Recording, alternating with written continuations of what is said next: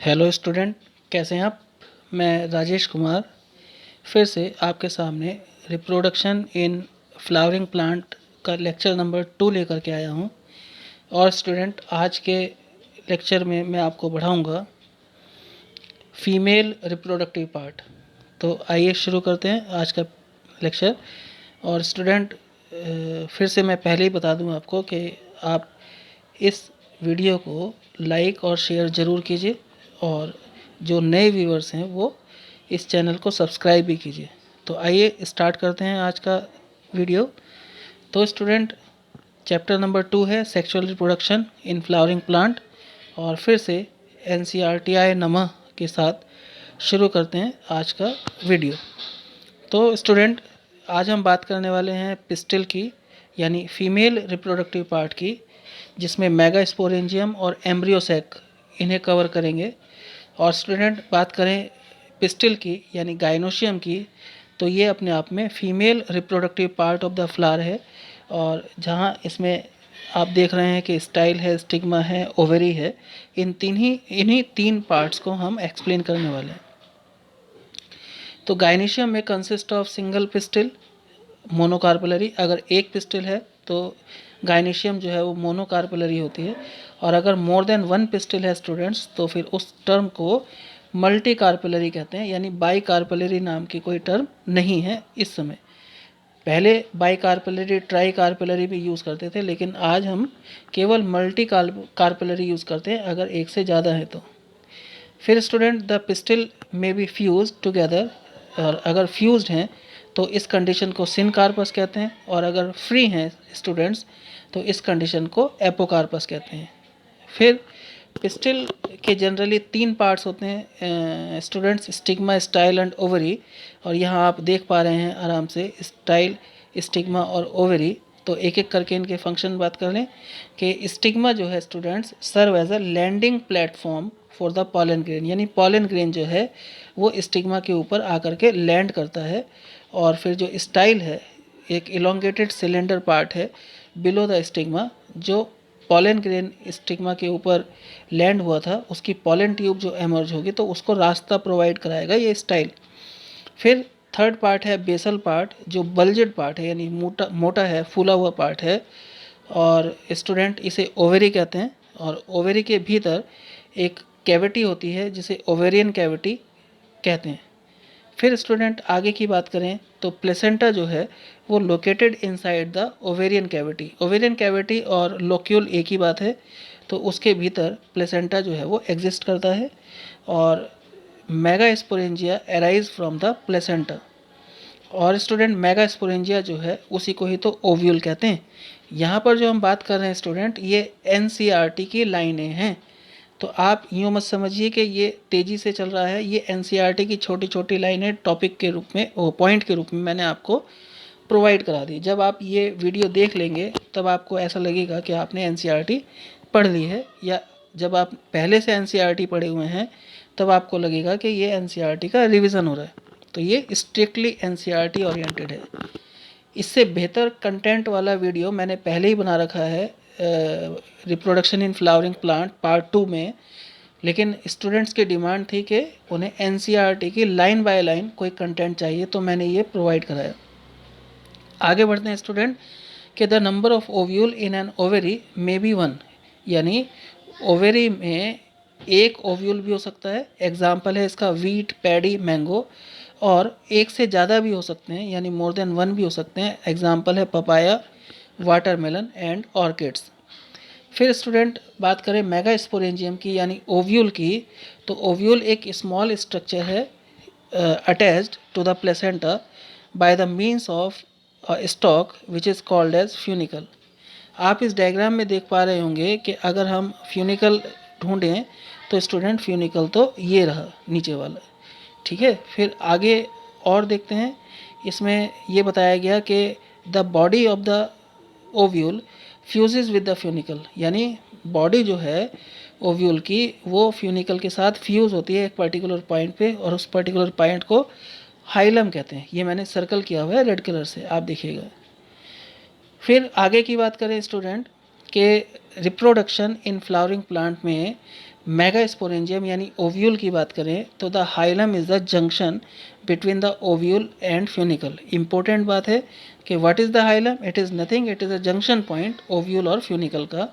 और each of ovule has one or two protective envelope called integument. इस diagram में आप देख पा रहे होंगे स्टूडेंट, इंटेग्यूमेंट जो ओव्यूल को चारों तरफ से घेरे हुए हैं।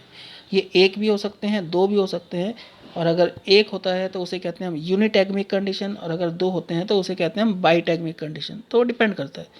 फिर integument surround the nucellus except the tip where a small opening is called micropyle.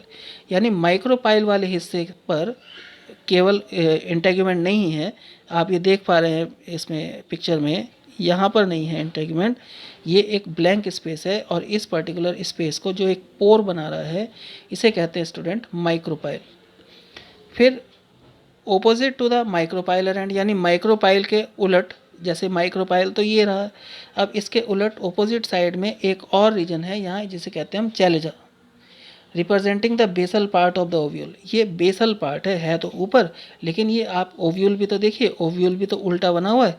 ये ओव्यूल तो सीधा होना चाहिए था ऐसे करके, लेकिन ये उल्टा बना हुआ है। क्यों बना हुआ है उल्टा? क्योंकि आप समझिए कि most of the angiospermic plants में जो ओव्यूल है स्टूडेंट्स वो इन्वर्टेड फॉर्म में होता है। ये मैंने पहले वीडियो में आपको बता दिया। फिर न्यूसेलस क्या होता है? Nucellus is a mass of cells enclosed within the integument. Integument के भीतर बहुत सारी सेल्स का जो ग्रुप होता है स्टूडेंट, वो न्यूसेलस होता है। और मैं आपको बता दूं कि जो न्यूसेलस की जो सेल्स हैं वो ट्रिप्लॉइड इन नेचर होती हैं, यानी नरिशमेंट प्रोवाइड कराती हैं। और इसीलिए यहाँ लिख भी दिया कि nucellus have the abundant reserve food material.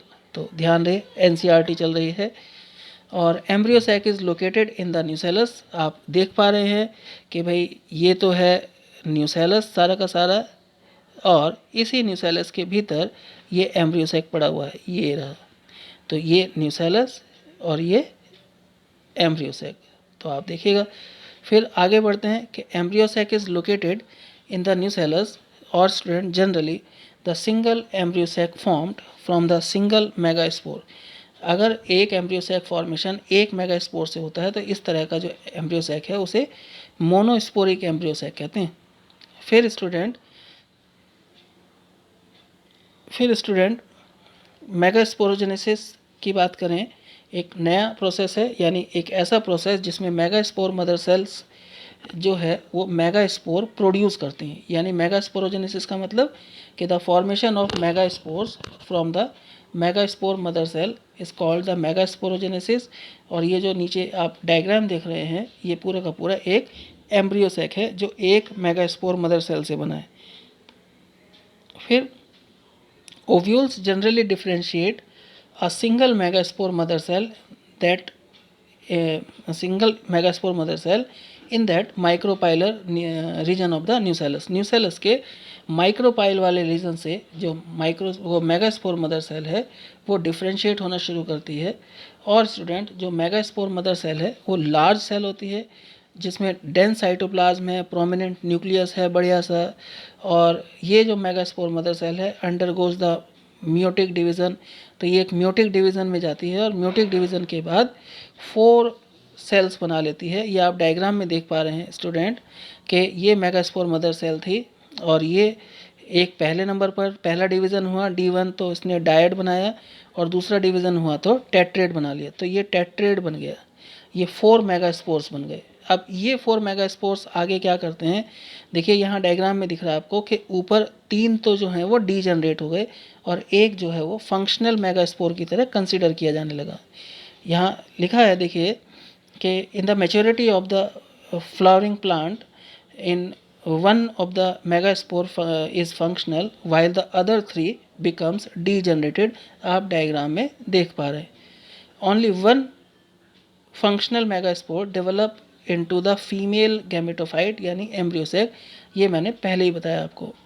when embryo sac formed from a single megaspore is termed as monosporic development, आप जानते हैं। फिर let us study the formation of embryo sac in a little more detail. ये सब NCERT की लाइनें हैं, आप ध्यान रखिएगा। तो डिटेल में ये आपको बताना चाहता है कि the nucleus of the functional megaspore, यानी जब ऊपर के ये 3 तो डीजनरेट हुए, तो ये जो फंक्शनल मेगास्पोर है इसका जो न्यूक्लियस है स्टूडेंट, ये जाएगा डिवीज़न नंबर 3 में। ये D3 लिखा है यहाँ, डिवीज़न नंबर 3 में जाएगा। और अब यहाँ पर केवल माइटोसिस होगा स्टूडेंट। पहला माइटोसिस 1 से 2 बन गए, दूसरा माइटोसिस 2 से 4 बन गए, और तीसरा माइटोसिस 4 से 8 बन गए। तो नंबर D1 D2 पहले हो गया था, D3 ये रहा, D3 D4 ये, D5 ये। तो जब 4 से 8 बन गए हैं स्टूडेंट, तो ये जो 8 न्यूक्लियस हैं ये रीअरेंज हो जाएंगे। 3 ऊपर चले जाएंगे स्टूडेंट्स, 3 नीचे चले जाएंगे, और 2 बीच में रह जाएंगे। अब इसी को ही मैं आगे डिटेल में आपको बताता हूँ। फिर देखिए कि these mitotic division are strictly free nuclear. पहली बात तो केवल फ्री न्यूक्लियर डिवीज़न है, यानी इसमें कहीं से भी वॉल फॉर्मेशन इमीडिएटली नहीं हो रही है, बाद में होगी, लेकिन nuclear division are not followed immediately by the wall formation. और after 8 nucleate stage the cell wall are laid down, leading to the organization of the typical female gametophyte या एम्ब्रियोसेक। यानी जो 8 न्यूक्लिएट कंडीशन थी उसमें वो जो arrangement है वो फिर हो गया। इसमें देखिए बताया गया कि 6 of the 8 nuclei are surrounded by the cell wall and organized into cell. अब जो 3 ऊपर गए थे और 3 नीचे गए थे, उनमें 3 ऊपर वालों ने अलग साइटोप्लाज्म एक्वायर कर लिया और नीचे वालों ने अलग साइटोप्लाज्म एक्वायर कर लिया। तो जो 6 ऑफ द 8 न्यूक्लियाई थे surrounded by the cell wall, वो सेल वॉल सराउंड कर गए। फिर student the remaining 2 nuclei are called polar nuclei are situated below the egg apparatus in the large central cell and the characteristic distribution of the cell within the embryo sac। तो ये जो distribution है ये characteristic है angiosperm में। 3 cells are grouped together at the micropylar end constitute the egg apparatus, और the egg apparatus in turn consists of 2 synergid and 1 egg cell। तो अब आप देख लीजिए कि नीचे आ गए हैं हमारे ये 2 सिनर्जिड आ गई हैं और एक एग एपरेटस आ गया। तो synergid plus egg apparatus egg cell दोनों को मिला करके कहते हैं हम एग एपरेटस। और अभी पीछे पढ़ा हमने जो ऊपर चैलेजल एंड की तरफ इकट्ठा हो गई थी 3 सेल्स, ये थी एंटीपॉडल सेल्स। तीनों ने अपने मतलब सराउंडिंग में सेल वॉल प्रोड्यूस कर ली थी, इन्होंने भी सेल वॉल प्रोड्यूस कर ली थी तीनों ने, और बीच में without cell wall 2 polar nuclei exist कर गए थे। तो स्टूडेंट आगे कि the synergids have special cellular thickening. Synergid के पास एक स्पेशल स्ट्रक्चर है सेलुलर थिकनिंग का, जिसे कहते हैं स्टूडेंट फिलीफॉर्म एपरेटस। आप नीचे देख पा रहे होंगे कि यहाँ की तरफ ये फिलीफॉर्म एपरेटस है, और अगर आप और अच्छे से देखना चाहते हैं तो यहाँ देखिए ये फिलीफॉर्म एपरेटस आपको दिखाई दे रहे हैं। कहाँ है ये सिनर्जिड के पास है। फिर आगे बात करें स्टूडेंट कि जो फिलीफॉर्म एपरेटस है play important role in guiding the pollen tube into the synergids. यानी सिनर्जिड के भीतर जब पॉलन ट्यूब एंटर करना चाहती है तो उसको गाइडलाइन प्रोवाइड कराने के लिए जो फिलीफॉर्म एपरेटस हैं वो अपना रोल प्ले करते हैं। फिर आगे बात करें कि 3 cells at the chalazal end are called antipodal cell. हमारी पहले ही बात हो गई है। The large central cell has 2 polar nuclei. ये भी मैंने आपको बीच में सेल्स पढ़ी हैं, पहले ही बता दिया। और 10 are typical angiosperms embryo sac at maturity, though 8 nucleate and 7 celled stage. तो स्टूडेंट ये था फीमेल रिप्रोडक्टिव पार्ट के बारे में। और अगर आपको ये इन्फॉर्मेशन पसंद आई हो तो प्लीज़ चैनल को लाइक और शेयर कीजिएगा और फिर सब्सक्राइब भी कीजिएगा। Thank you very much.